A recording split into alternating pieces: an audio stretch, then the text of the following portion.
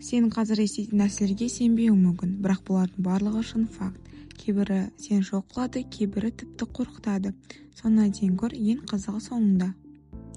Бірінші факт. Адам өлгеннен кейін де оның миы шамамен 5-7 минутқа дейін жұмыс істейді. Ғалымдардың айтуынша сол уақытта адам бүкіл өмірін қайтып көріп шығуы мүмкін. Яғни сенің соңғы фильмің өз өмірің болады.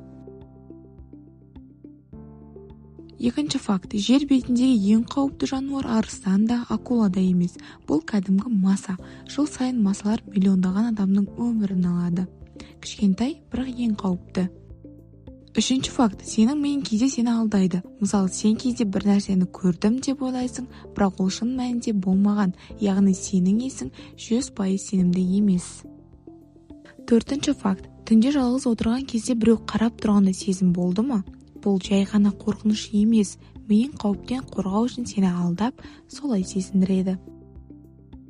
Бесінші факт. Сен күніне орта есеппен телефоныңа 100 рет қарайсың. Бұл тәуелділік.